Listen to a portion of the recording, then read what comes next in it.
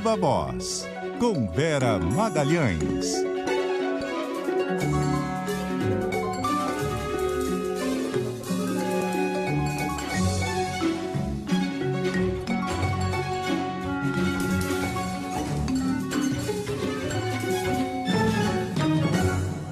Seis e 2, Vera Magalhães, boa noite. Boa noite, Rodrigo, Carol, ouvintes, uma ótima semana para todos. Oi, Vera.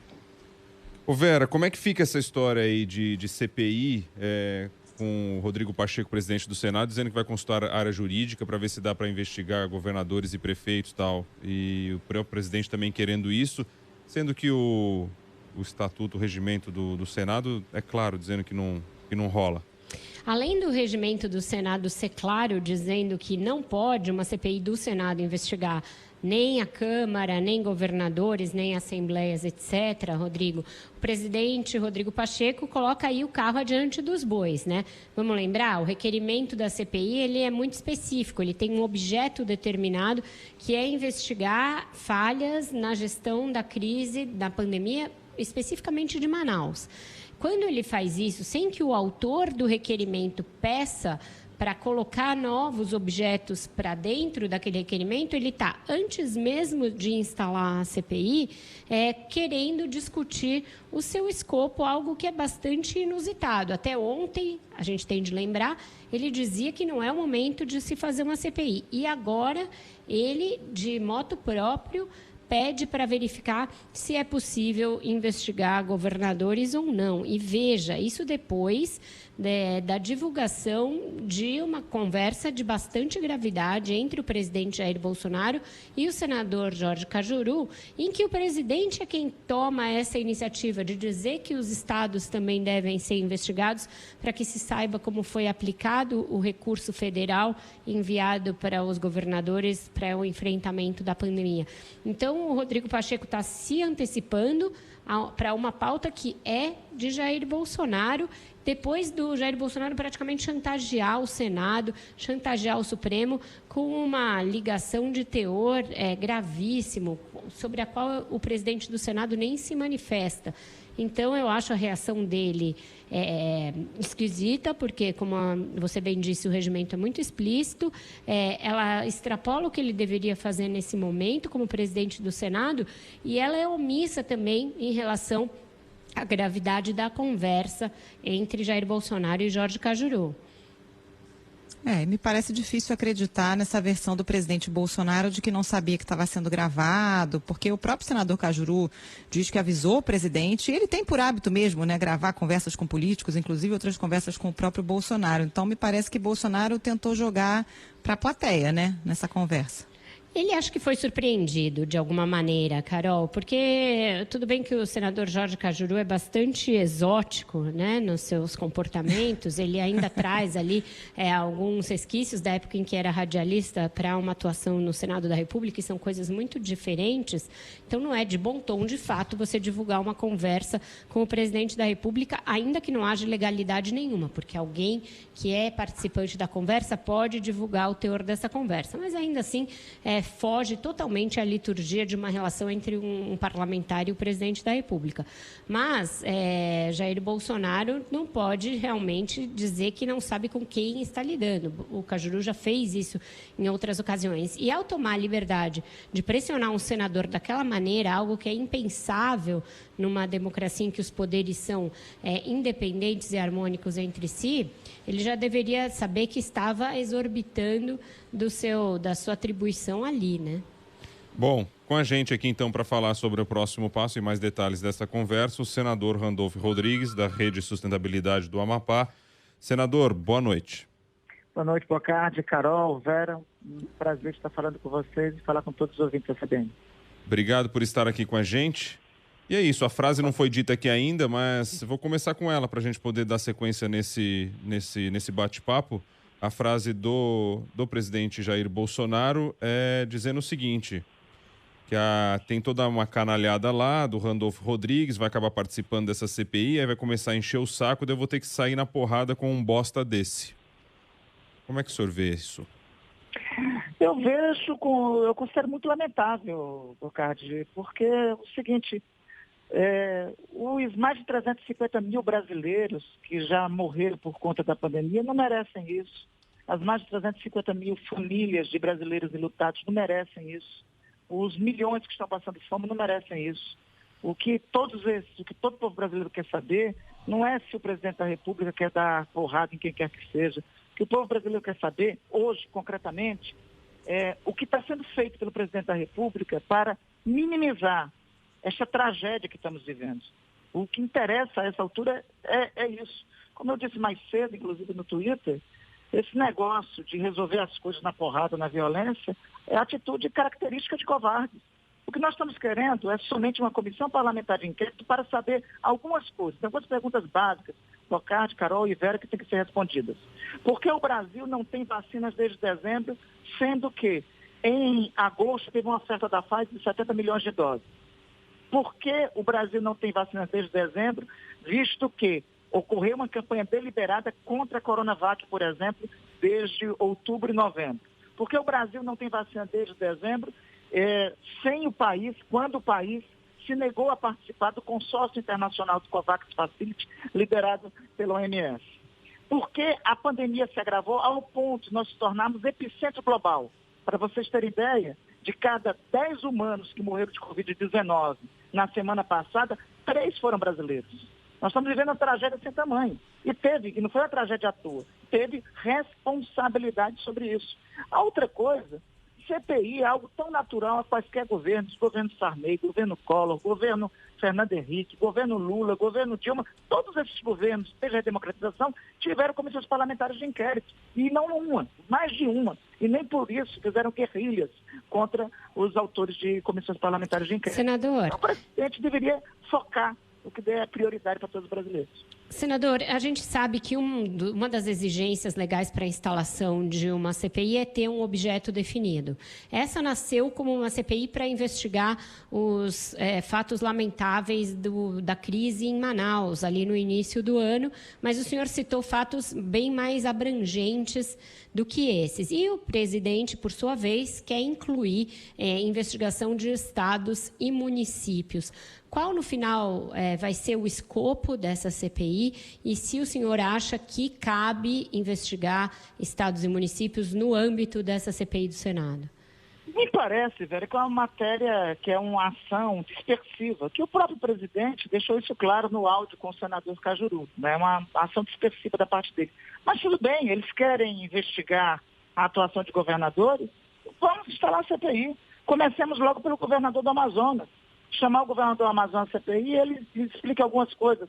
Por que ocorreram aglomerações lá no Amazonas entre dezembro e janeiro que criaram as condições para o surgimento de uma nova cepa do coronavírus? Quem foi que incentivou essas aglomerações? Qual a medida restritiva que o governo estadual tomou? Por que as medidas restritivas não avançaram? No momento que eclodiu a crise, com as pessoas no Amazonas sendo asfixiadas por falta de oxigênio, qual foi a atenção que foi dada pelo governo federal? A omissão foi do governo federal ou foi do governo do Amazonas? Não tem problema. Querem ampliar? Comecemos pelo Amazonas. Certo. Agora, senador, como é que o senhor vê essa iniciativa do senador Eduardo Girão de colher assinaturas para protocolar um outro pedido de CPI? O senhor acha que realmente tem chance de ir à frente esse outro pedido e a CPI pleiteada pelo senhor ficar em segundo plano ou ficar para trás? Me parece, pelo que eu ouvi anteriormente do senador Girão, a intenção dele era ampliar o escopo dessa CPI.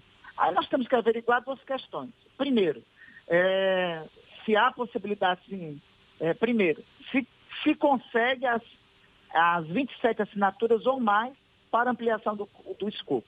Conseguiu essas assinaturas?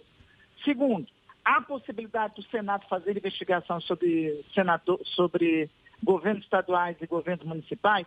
Tendo esses pré-requisitos, ótimo, instalemos na mesma CPI.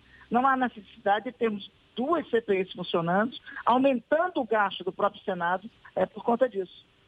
Estabeleçamos um roteiro. Existe uma estratégia dispersiva, existe uma estratégia dissuatória em curso.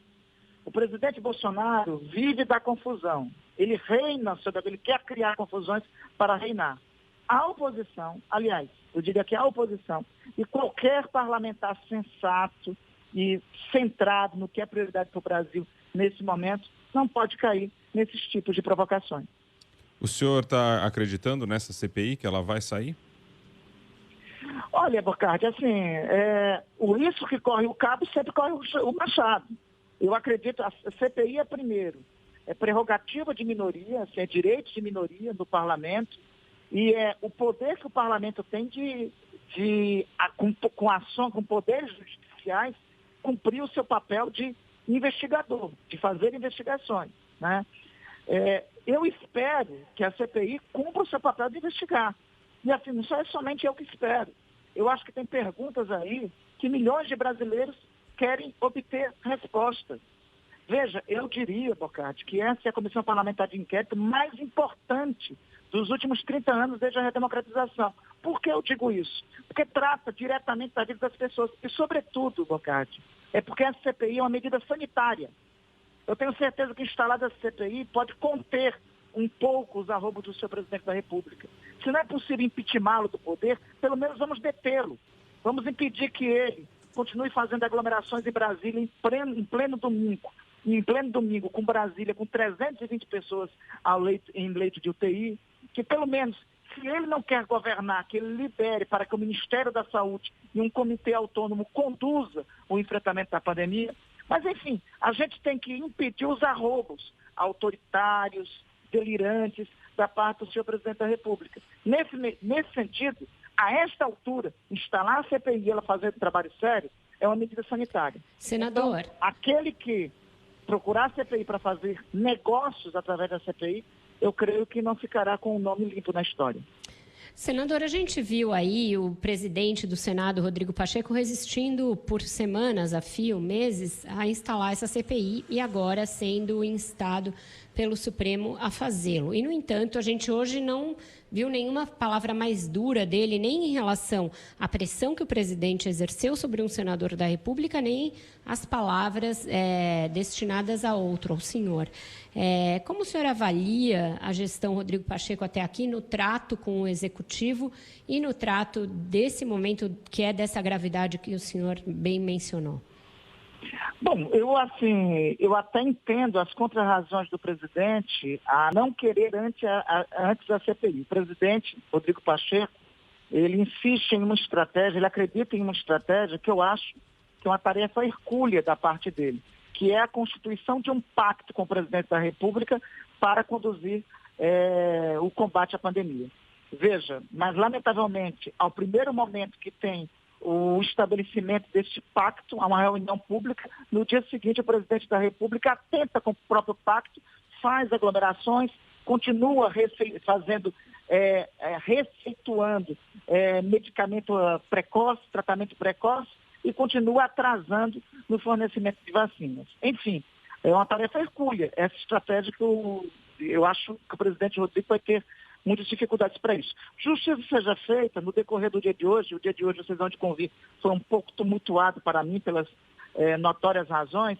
O presidente Rodrigo chegou a me telefonar algumas vezes, né? Eu não consegui me comunicar com ele. Eu ainda pretendo, no decorrer do dia de hoje, conversar com ele. Eu tenho certeza que receberei dele a manifestação de solidariedade e eu quero acreditar que o presidente Rodrigo Pacheco fará essa manifestação pública. Ele assim o fez em relação à senadora Cátia Abreu, quando ela foi achincalhada, atacada pelo ex-chanceler ministro das Relações Exteriores. Então, enfim, eu acredito que ainda acredito em ouvir a manifestação nesse sentido do presidente Rodrigo. Tem margem ainda aí no Senado para o presidente se aproximar, fazer algum agrado com os aliados e tentar reverter tudo isso?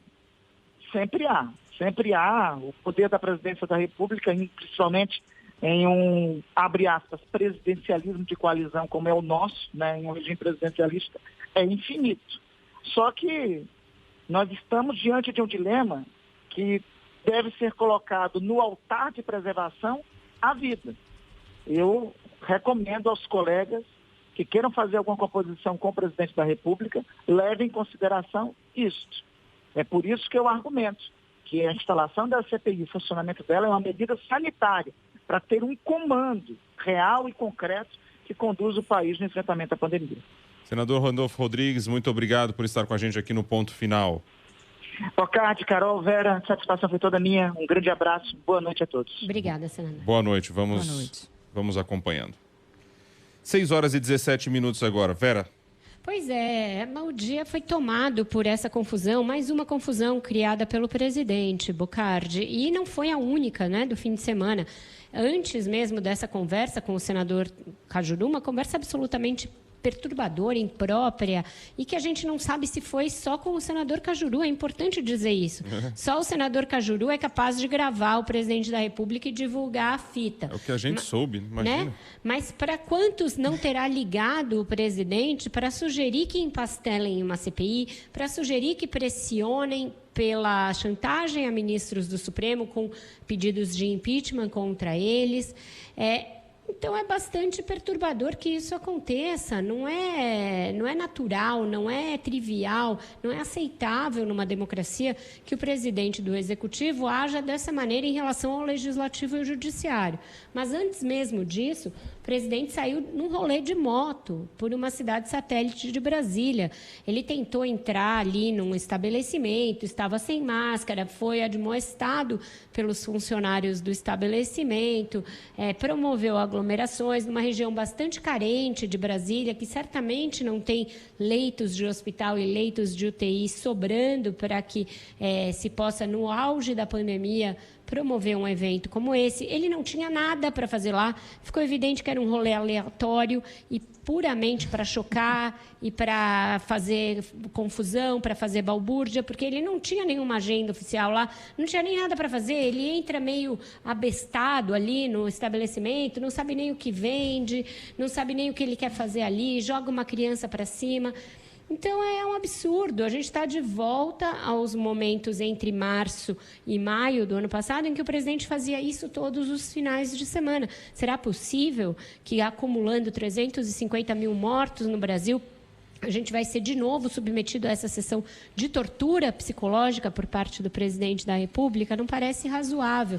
E não bastasse tudo isso, ele ainda fez uma postagem nas suas redes sociais num tom absolutamente alucinado, não tem outra palavra, é delirante a postagem, dizendo: imagine se a facada tivesse sido fatal. Algo que não foi, ainda bem, não foi fatal. O presidente seria Ciro Gomes ou Haddad, portanto, uma coisa absolutamente especulativa e sem sentido. E que aí, com ele, o Brasil começou a vencer o comunismo, que se fosse isso, a gente estaria experimentando aí o comunismo, mas mesmo assim os governadores já seriam comunistas em potencial, estariam tramando medidas para expropriação da casa das pessoas, não tem nenhuma medida nesse sentido.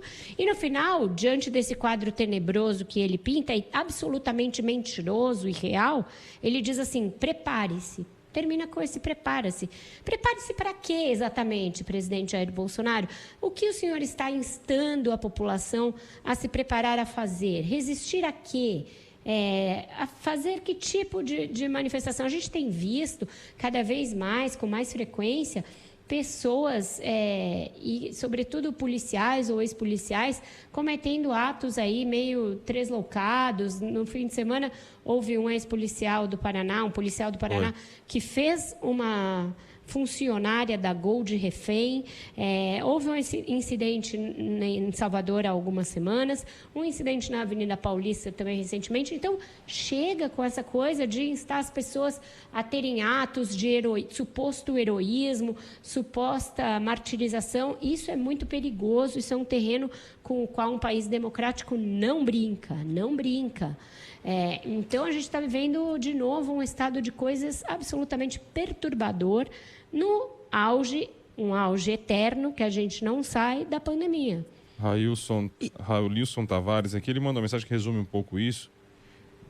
Ele diz: Bolsonaro não investe um minuto sequer do seu dia para proteger a população e tornar o nosso país melhor. Toda a energia dele é gasta para defender os próprios interesses, tentar blindar a si mesmo e seus filhos pelas dezenas de acusações pelas quais são investigados. É isso, veja essa agenda, Carol, Rodrigo. O presidente, ele ou vai sair de moto ou vai pegar o telefone para ligar para senadores para afrontar outros senadores ou para conspirar contra o Supremo e o Senado. Isso não é aceitável. Não tem nenhum presidente de nenhuma biboca do mundo fazendo esse tipo de coisa no curso da pandemia. Essa é a maior emergência que a nossa geração já viveu, é a coisa mais grave que nos aconteceu e que terá nos acontecido provavelmente, porque eu espero que a gente não viva uma grande guerra, nem nenhuma grande tragédia ecológica, nem nada. Olha a gravidade do que a gente está vivendo e olha do que está se ocupando o principal mandatário do Brasil. É inadmissível isso não é aceitável. Não dá para a gente ficar aqui tratando com palavras doces como se fosse algo normal, porque não é normal. Não é absolutamente normal que o presidente da República, em vez de trazer vacinas para a sua população, em vez de pensar em medidas que contenham a proliferação do vírus, esteja promovendo esse tipo de balbúrdia institucional e balbúrdia física, indo até uma região muito carente do entorno de Brasília para não fazer nada. O Vera, e qual deve ser a reação do Supremo? O Bocardi até questionou no começo do programa, será que tem cheiro de pizza? Porque surgiu a informação de que o Supremo poderia manter a determinação de abrir a CPI, mas chegar a um meio termo ali de que teria que ser presencial e tal. Mas veja, o Supremo não pode também cair nessa emboscada. Por quê? Porque o que o ministro Barroso fez até aqui não foi uma interferência em assuntos do Legislativo. A gente já tratou disso aqui, mostramos que existe uma farta jurisprudência, segundo a qual, na omissão do Senado, diante de assinaturas e diante de uma CPI lícita, ele tende a instalá-la porque ela é um direito da minoria. Mas se os ministros do Supremo se puserem a querer determinar o escopo da CPI, quando ela vai ser instalada, etc., aí sim eles estarão se imiscuindo em questão atinente ao poder legislativo. Então, no afã de querer atuar como um algodão entre cristais e evitar atritos, e até com medo, talvez, das ameaças feitas pelo presidente, o Supremo corre o risco de, aí sim, interferir em atribuições que são do Poder Legislativo, portanto, do Senado. Então, eu acho que ele não tem como arbitrar isso, nem quando a CPI vai começar e nem qual vai ser o seu escopo. Isso é função eminentemente do Senado. O que ele tem de dizer é, olha, tem um direito da minoria aqui e o Senado tem de atendê-lo. A partir daí, já significa se imiscuir em questão que é do Poder Legislativo e não do Judiciário. Chama muito a atenção aqui, vai mudando isso, e são os poucos, quando a gente fala, como a gente ouviu você agora, Vera, e como a gente vem mostrando aqui, é que sempre todos aqueles que apoiam de alguma maneira o presidente Jair Bolsonaro, eles vêm com o antagonismo do Partido dos Trabalhadores, da corrupção, do que foi. E ninguém está dizendo isso, que tem que ser o que era antes. O que não pode é existir o que tem hoje. E, aliás, de corrupção, a gente lembra, nem temos a certeza disso. Pelo contrário, a gente tem casa de 6 milhões, 5 milhões de reais, mansão em Brasília, que não é incompatível com o ganho do filho do presidente. Então, só para citar um exemplo, então nem isso é suficiente. Então não adianta propor esse antagonismo, porque ninguém está dizendo isso. O que a gente quer aqui, ou melhor, o que a gente não quer aqui é corrupção, a gente não quer a omissão por tantas mortes, e aí o que a gente quer? Vera já falou tantas outras coisas aí, nesse momento especificamente. É tudo isso que a gente quer. Então, assim, é um discurso tão frágil e que ninguém está colocando. Será que isso não entra na cabeça, que a discussão não é o antagonismo, ou um ou outro? A gente quer o país. A gente quer o bem do país, é isso que a gente quer. E a gente pode enumerar todas as coisas aqui que a gente quer e tudo que a gente não quer. E isso não vai ter nada a ver com um lado ou com o outro, com a esquerda, com a direita, seja qual for, centro, seja lá qual for. A discussão é essa. É isso que tem que entrar na cabeça dessas pessoas, para quem sabe a gente acorda porque estamos vivendo. Que dureza. Exatamente, Rodrigo. Você veja, comissões parlamentares de inquérito, elas apuram episódios de corrupção, e a gente tem CPIs históricas que fizeram isso, bem ou mal, mas elas também apuram eventos de extrema gravidade para o país que não diretamente têm a ver com a corrupção, porque elas têm de apurar responsabilidades. E responsabilidades, elas podem ser por atos de corrupção, mas elas também podem ser por atos ou omissões em políticas públicas que levam à morte, que levam ao que a gente está assistindo agora. A gente teve, por exemplo, uma CPI do caos aéreo em 2007, E quando houve aquele apagão, que os controladores de voo fizeram greve, que a gente teve sucessivos problemas no transporte aéreo brasileiro, houve uma CPI da Câmara para tratar daquilo, uma da Câmara e outra do Senado. Então, uma CPI no curso de uma pandemia em que pessoas estão morrendo e que há indícios fortes de que ações e omissões do poder público levaram ao incremento dessas mortes, é uma CPI não só justificável, é uma CPI urgente e necessária, porque dela podem decorrer a correção de algumas dessas políticas e a responsabilização daqueles que as determinaram. Então, isso é muito importante, isso é fundamental num momento crítico como o que nós estamos vivendo, em que a gente assistiu falta de oxigênio num estado em que, e sendo que tinha havido um alerta de que essa situação estava se agravando, a gente assistiu a adoção de um protocolo médico sabidamente ineficaz por parte de um ministro da Saúde, por ordem do presidente da República. A gente assistiu a deliberada decisão de não comprar vacinas quando elas estavam sendo ofertadas. Esses são fatos concretos que, em diferentes escalas, contribuíram para agravar a pandemia e, portanto, são, sim, objeto de uma comissão parlamentar de inquérito. Simples assim, não tão simples quanto a música que você sugere hoje, é isso, Vera? Pois é, a semana começou num clima tenso, né? E eu vou emprestar as palavras horríveis do presidente da República, que chamou para porrada um senador da República, algo que não é aceitável. Homens públicos não podem agir como meninos de rua e sair para briga pública. Não é isso que se quer das autoridades. E os Titãs falavam um pouco de porrada nos caras que não fazem nada. Isso é tudo para poder chamar você depois de marica, viu, Vera? Porque não pode falar, vou dar porrada, já fica já chorando. Esse mimimi é fogo, né? Dureza.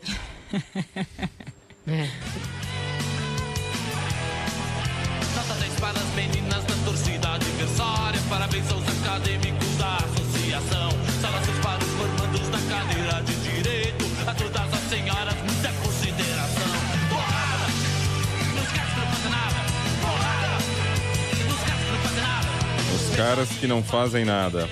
A porrada tem que ser cívica. Vamos fazer uma porrada na forma de investigações, de cobranças da imprensa. Nada de briga física, presidente. Isso é muito feio. Viva a voz, Vera Magalhães. Obrigado, boa noite. Até amanhã, Rodrigo e Carol.